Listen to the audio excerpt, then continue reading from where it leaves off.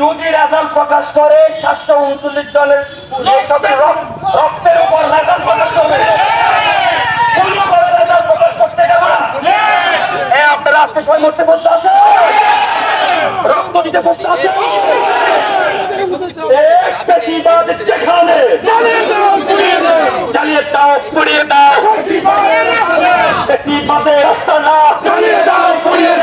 আমি এখন আমাদের দক্ষিণ ভাইকে গুরুত্বপূর্ণ বক্তব্য রাখার জন্য বিনীত অনুরোধ আছি।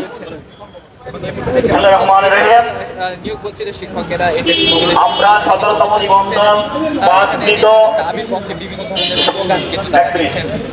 বাংলাদেশের সর্বোচ্চ বিশ্ববিদ্যালয় আপনারা এখানে যারা প্রশাসনের কর্তৃপক্ষ আছেন, আপনারা আমাদের একসাথে হয়েছি, আপনারা জানেন নিরাপত্তা দিবেন এবং 17তম নিবন্ধন দ্বারা 35 প্লাস হয়েছে। আমাদের এক বছর পরীক্ষা প্লাস হয়েছে, এই জন্য আমরা দায়ী নয়, কিন্তু আমাদেরকে দায়ী করে আমাদেরকে আবেদন করার সুযোগ দিচ্ছে। আমরা শুধু চাচ্ছি এখান থেকে মাত্র একবার আবেদন করার জন্য, একবার সুযোগ দেওয়ার জন্য। কারণ আমরা একবার আবেদন করতে পারি, আমাদের দাবি হচ্ছে আমরা একবার আবেদন করবো, আমরা আবেদন করতে চাই। আমরা এখানে আমাদের দাবি আমরা একবার শুধু এনটিআরসি আবেদন করবো। বন্ধুরা, এই মুহূর্তে দেখতে পাচ্ছি এনটিআরসির কার্যালয়ের সামনে 17তম নিবন্ধনধারী নিয়োগ বঞ্চিত বোন একত্রিত হয়েছে এবং তারা দৃঢ় প্রত্যয় নিয়ে এখানে উপস্থিত হয়েছে এবং তারা বক্তব্য দিচ্ছে এবং বিভিন্ন স্লোগান দিচ্ছে। তারা বলছে যে হয় তাদের চাকরি দিতে হবে, না হয় এখানে রক্তের বন্যা বয়ে যাবে। আমরা ঈদ রাস্তায় করব, কিন্তু আমরা চাকরি না নিয়ে ঘরে ফিরে যাব না। তারা দৃঢ় প্রত্যয় ব্যক্ত করে এক একজন ইমোশনাল হয়ে কথা বলছেন, কারণ তারা দীর্ঘদিন যাবৎ তাদের সাথে প্রহসন করে নিয়োগ থেকে বঞ্চিত রাখা হয়েছে। এই জন্য তারা নিয়োগের দাবিতে আজকেও পূর্বের ন্যায় আজকেও একত্রিত হয়ে তারা এনটিআরসির সামনে আন্দোলন করছে।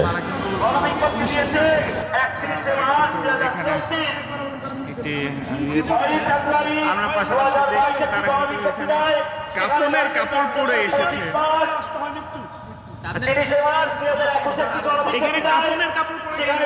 আমাদের এই সুযোগ যদি না দেওয়া হয়, আমাদের যে বৈধ চাকরি, তাহলে কিন্তু আমাদের মরা ছাড়া কোনো উপায় নেই। সুতরাং আমাদের লাশ এখান থেকে নিয়ে যেতে হবে। আমরা সুস্থ দেহে পরিবারের কাছে করতে পারবো না। আমাদের গুলি করুক, তারপর আমাদের ন্যায্য মানতে হবে, এটি আমাদের দাবি।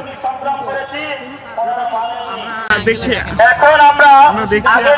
আরো কয়েকজন কিন্তু এখানে কাফনের কাপড় পরে এসেছে। আমরা তাদের সাথে আমরা আমরা এসেছি যে আমাদের আইন মতামত থাকার পরও এনটিআরসি আমাদের মানতেছে না। আমাদের দাবি আমরা একটিবারের জন্য আবেদনের সুযোগ চাই। আমরা এখন দেখতে পাচ্ছি তারা বিভিন্ন সময় বিভিন্ন স্লোগান দিচ্ছে এবং তারা বলছে যে আমরা কাপড়ের কাপড় মাথায় নিয়ে এসেছি, আমরা হয় আমাদের চাকরি দিতে হবে, না হয় এখানে আমাদের কবর দিতে হবে। আর এই আবু সাঈদের বাংলায় আর কোনো বৈষম্য চলবে না। বৈষম্য আমরা নিরসন করেছি, এবার আমাদের চাকরি আমাদেরকে ফেরত দিয়ে সকল বৈষম্যের অবসান ঘটাতে হবে। সব জায়গায় যেখানে সবাই তাদের অধিকার স্ব অধিকার ন্যায্য অধিকার ফিরে পেয়েছে, আর সেখানে আমরা শিক্ষকরা কেন অবহেলিত থাকবো? আমরা সার্টিফিকেট অর্জন করেছি, কেন আমাদের চাকরি দেওয়া হবে না?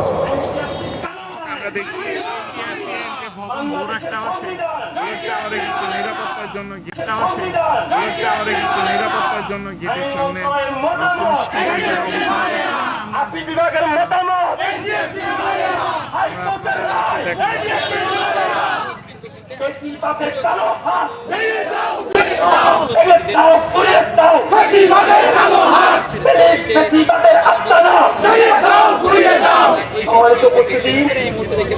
আজকে আগামীকালকে আমরা শুনতে পাচ্ছি রেজাল্ট প্রকাশ করবে।